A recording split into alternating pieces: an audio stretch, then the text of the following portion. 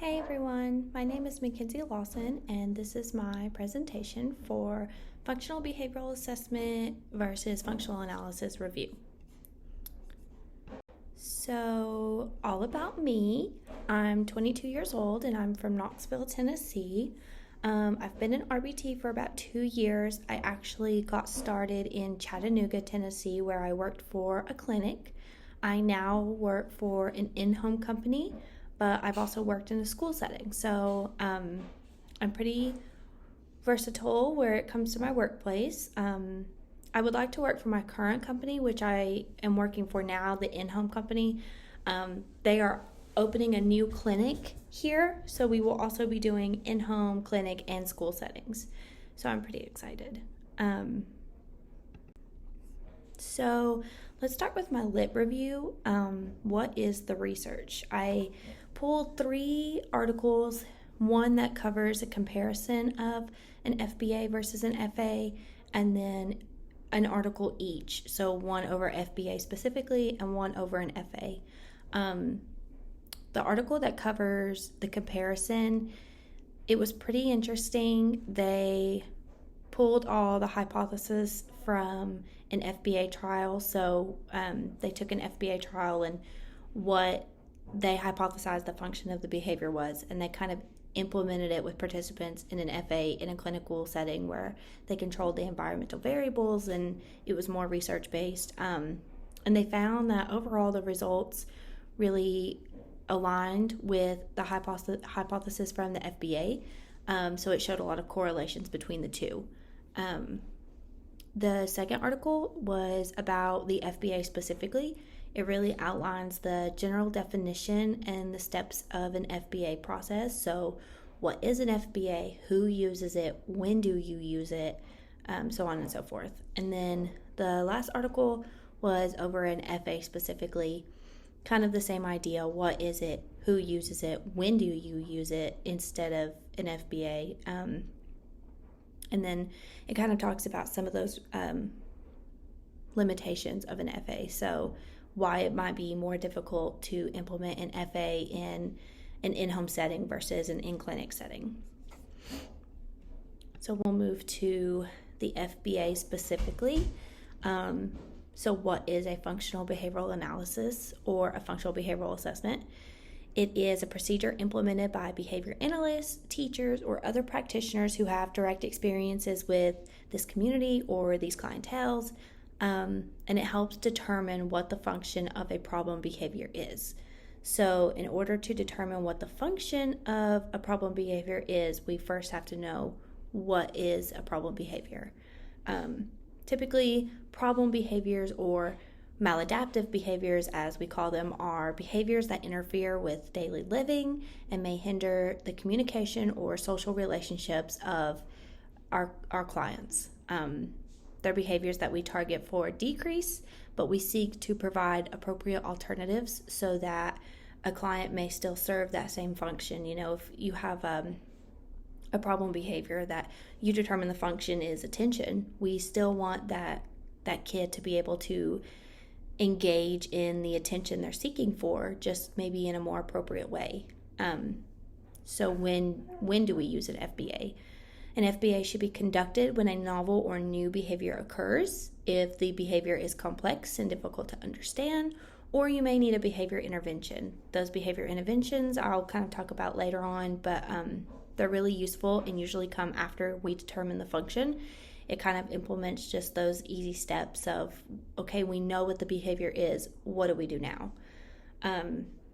So this assessment may be conducted in several ways. Some examples are observations, parent interviews, rating scales,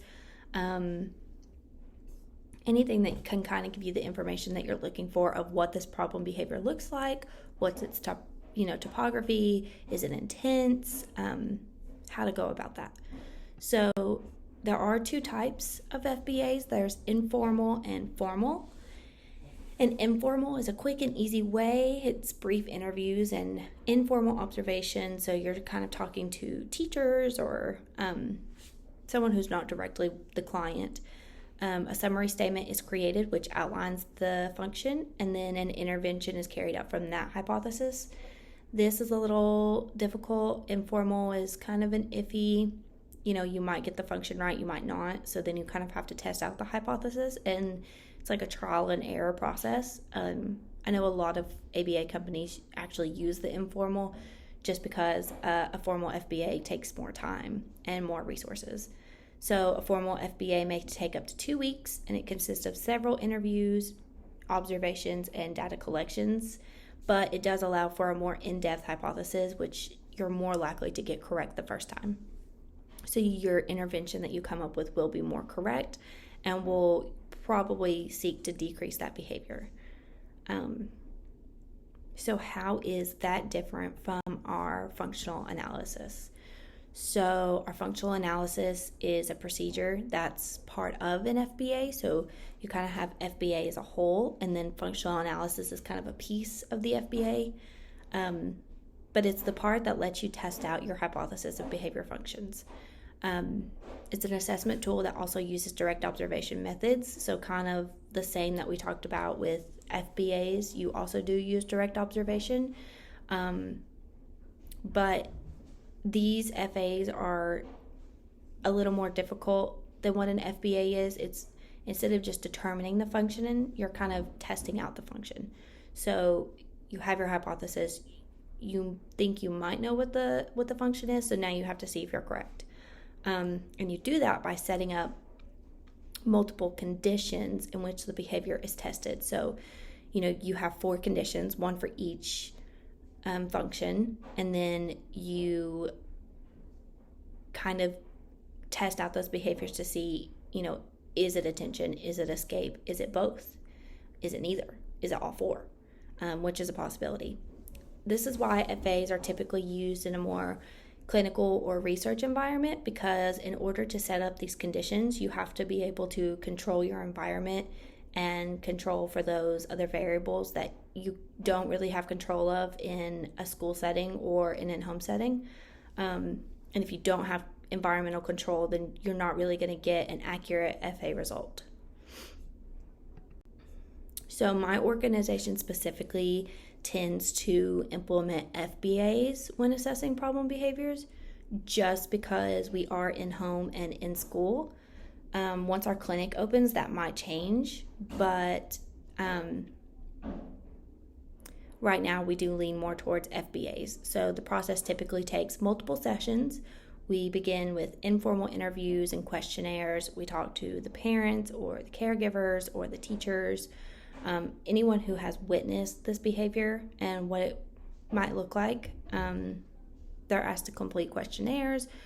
We do a deep dive of behaviors. So we talk specifically with what their biggest concern is, what does it look like, how intense is it, how often does it happen, when it happens, how long does it last. And then after we get that information, we have direct observations over a minimum of 3 sessions where we collect ABC data, which is antecedent behavior and consequence. We look to see what happens before the behavior, what does the behavior look like topographically, and then what happens directly after. And that will help us develop our hypothesis and eventually our behavior intervention plans. So you can kind of see here we have the functional assessment method. This is the overall process. You have your direct observation where you record your ABC data. You have your informant methods, which is more informal interviews and questionnaires. And then you have your actual FA where you manipulate those conditions that we talked about in order to see if your hypothesis was correct. And just in case you haven't seen an ABC or antecedent behavior consequence data collection, this kind of gives an example. So Sammy was playing alone in the living room while I cooked dinner. That's what was occurring directly before the behavior occurred. The behavior itself is Sammy began banging his head on the floor. So what did you do when that behavior occurred? I went in and picked Sammy up to stop him from hurting himself. And that would be the consequence. So that might be what is increasing or decreasing the behavior. And so as I move forward in this process, I am interested to learn more about formal FAs and the implementation of each condition when testing out functions of behaviors. I'm kind of hoping that when the current field placement that I'm in opens the clinic, I will be able to see more of those FAs and maybe even do an FA where we have environmental control. These assessments in my placement are more informal and kind of focus a lot on the informal ways of data collection, so parent interviews, questionnaires.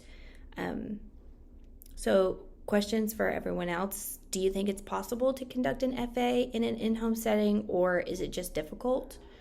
If it is possible, what might that look like? And if you have conducted an FA, what did you see as your biggest barriers?